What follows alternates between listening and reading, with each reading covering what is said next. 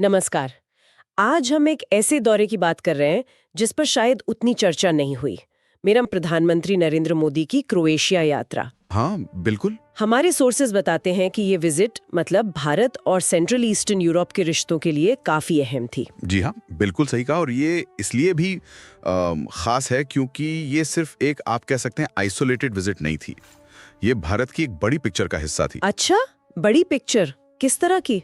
ये भारत की एक सोची समझी एंगेज यूरोप पॉलिसी का हिस्सा थी। मतलब कोशिश ये थी कि यूरोप में और खास तौर पर सेंट्रल और ईस्टर्न यूरोप के देशों में भारत की जो मौजूदगी है, जो असर है, उसे और बढ़ाया जाए। एंगेज यूरोप, ये इंटरेस्टिंग है। तो मतलब ये सिर्फ क्रोएशिया के लिए नहीं था, एक पूरा यूरोपियन प्लान था। उस वक्त इस पॉलिसी का मेन मकसद क्या रहा होगा? हाँ, देखिए, मकसद साफ था।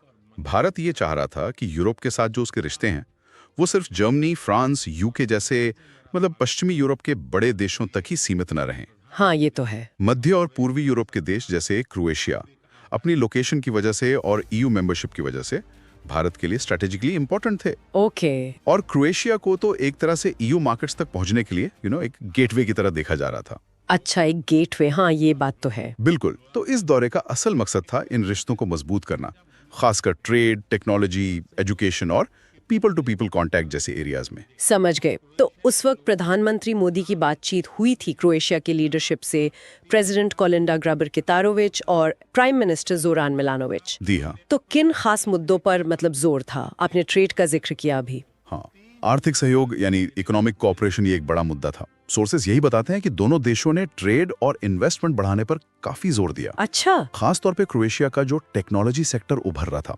आईटी और सॉफ्टवेयर सर्विसेज में, उसमें भारतीय कंपनियों के लिए काफी पोटेंशियल देखा गया।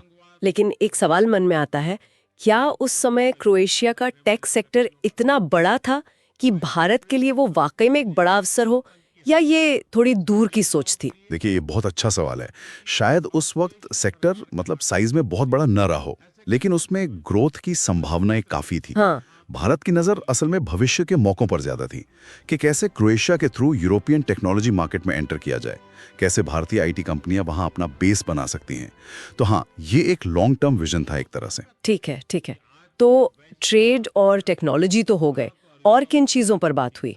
सोर्सेज में कल्चरल और एजुकेशनल एक्सचेंज का भी जिक्र है। जी हाँ, बिल्कुल। देखिए, फोकस सिर्फ इकोनॉमी पर नहीं था।